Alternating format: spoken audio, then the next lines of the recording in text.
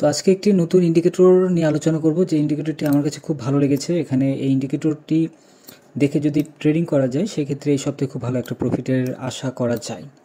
তো দেখুন, এখানে আমি কয়েকটা পয়েন্ট আমি এখানে ধরিয়ে দিই। যেমন এখানে 15 মিনিট অনুযায়ী যদি দেখা যায় সেক্ষেত্রে দেখুন এখানে একটা সুন্দর একটা সিগন্যাল ক্রিয়েট হয়েছে, মানে আপ সিগন্যাল। অলরেডি এখানে সিগন্যালটি কিন্তু দিয়েছে এবং সেই সিগন্যাল অনুযায়ী মার্কেট আপে গিয়েছে। এখানে দেখুন প্রায় কত দূর পর্যন্ত মার্কেট আপ হয়েছে। এখান থেকে দেখুন, এখান থেকে প্রায় দেখা যাচ্ছে অনেক পিপস, প্রায় আপনার 29 pips market gold market up হয়েছে। তো এত দূর পর্যন্ত মার্কেট গেলে এমনিতেই সবাই কিন্তু প্রফিট করতে পারবে, খুব ইজিলি প্রফিট করা সম্ভব।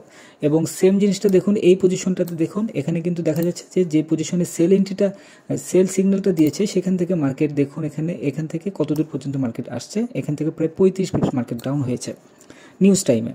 আচ্ছা, এই ইন্ডিকেটরের কয়েকটা জিনিস আমি খেয়াল করে দেখলাম। যেমন ধরুন এখানে যখন সাইডওয়ে মার্কেটটা থাকবে, যেমন ধরুন এখানে একটা মার্কেট আছে, এটা হচ্ছে সাইডওয়ে মার্কেট, এখানে সাইডওয়ে, ফুল সাইডওয়ে মার্কেট। তো এই সাইডওয়ে মার্কেটের মধ্যে আপনার যেই সিগন্যালগুলো আসবে, এই সিগন্যালগুলো খুব একটা ভালো কাজ করবে না, বাট প্রফিটটা যেটা, সেই প্রফিট পর্যন্ত কিন্তু আপনি নিয়ে যেতে পারবেন। যেমন ধরুন এইখানে একটা দেখুন, এখানে এই যে এখানে একটা সিগন্যাল দিয়েছে, সেই সিগন্যাল অনুযায়ী এখান থেকে প্রায় এই পর্যন্ত আসছে। এখানে 17 পিপসের মতো গোল্ড মার্কেট প্রফিট করেছে।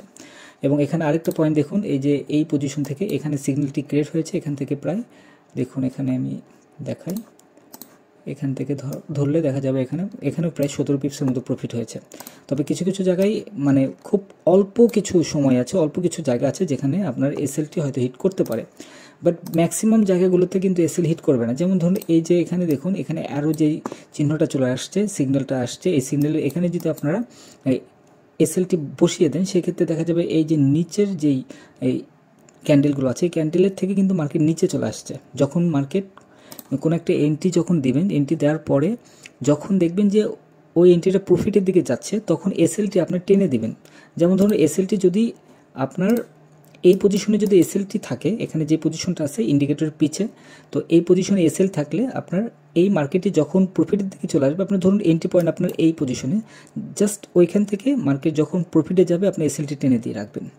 দেন মার্কেট যদি আপনাকে টাচও করে, ওইখান থেকে কিন্তু আপনার লসটা কিন্তু হবে না, মেইন যে লস সেই লসটা কিন্তু হবে না। আচ্ছা, এইখানে আরেকটা বিষয় আছে, সেটি হচ্ছে যেহেতু আমরা এখানে 200 মুভিং অ্যাভারেজ ব্যবহার করেছি, সেহেতু আমরা শুধুমাত্র বাই যে সিগন্যালগুলো আছে এগুলো কিন্তু আমরা স্ট্রংলি আমরা ধরতে পারবো, যে বাই যে সিগন্যাল আসবে সেই সিগন্যালগুলো আমরা ধরবো। আর এখানে কিছু কিছু জায়গা আছে যে জায়গাগুলো সাইডও হয়েছে, এটা হয়তো নাইট শিফট হতে পারে, অথবা লন্ডন সেকশনের আগের মুহূর্ত যেটা আছে সেই মুহূর্তগুলোতে এই সাইডওয়ে মার্কেট থাকলে তখন সেই প্রফিটগুলো কিন্তু আপনারা করতে পারবেন না, এসএল হিট করার সম্ভাবনাটা থাকে।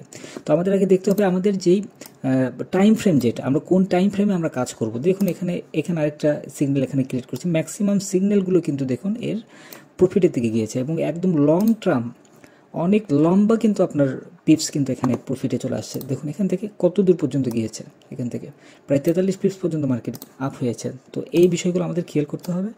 আর এখানে এই যে এখানেও দেখুন, এখানেও আসছে কত দূর পর্যন্ত, এখানে এটা আমি 15 মিনিট ক্যান্ডেল অনুযায়ী আমি এখানে দেখছি, অ্যানালাইসিস করছি, সেই অনুযায়ী কিন্তু দেখা যাচ্ছে যে অনেক পিপস কিন্তু এখানে পাওয়া যাচ্ছে। এই যে এখানে দেখুন, এখানে আরও মজার বিষয় দেখুন, মার্কেট এখান থেকে কত দূর পর্যন্ত মার্কেট যাচ্ছে, অনেক দূর পর্যন্ত মার্কেট গিয়েছে। এখান থেকে যদি দেখা যায় সেক্ষেত্রে এখান থেকে যদি ধরি, প্রায় এখান থেকে 52 পিপস মার্কেট আপ হয়েছে গোল্ড মার্কেট। 52 পিপস আপ হওয়া মানে আপনার 0.10 দিয়ে দিলে এমনিতেই আপনার $500 মতো আপনার প্রফিট কিন্তু এমনিতে চলে আসবে। তো এই হচ্ছে ব্যাপার। আর এখানে 15 মিনিটের ক্যান্ডেলের জায়গায় যদি আমি 1 আওয়ার যদি দিই সেক্ষেত্রে কিন্তু আরও ভালোভাবে বোঝা যাবে। দেখুন এখানে আজকে একটি ভিডিও আপলোড করেছিলাম উইকলি অ্যানালাইসিসের, তো সেই অ্যানালাইসিসে কিন্তু আমি বলেছিলাম যে মার্কেট আপের দিকে যাবে। এখানে এই ইন্ডিকেটরটি সেট আপ করার পর আমি দেখতে পাচ্ছি যে এখানে একটা অলরেডি এখানে বাই সিগন্যাল কিন্তু দিয়েছে। বাই সিগন্যাল দেওয়া মাত্র কিন্তু মার্কেট এখান থেকে আপের দিকে যাচ্ছে। এখন পর্যন্ত কিন্তু সেল কোনো সিগন্যাল আসে নাই। যেমন ধরুন এই যে 1 আওয়ার অনুযায়ী এখান থেকে দেখুন এভাবে মার্কেট যাচ্ছে, মার্কেট এখান থেকে ঘুরে উপরের দিকে যাবে। যে নিচের যেই গ্রিন কালার যেই মুভিং অ্যাভারেজটি আছে, যেটা ইন্ডিকেটরের যেটা আছে, সেইটা অনুযায়ী কিন্তু মার্কেট ওইভাবেই যাচ্ছে।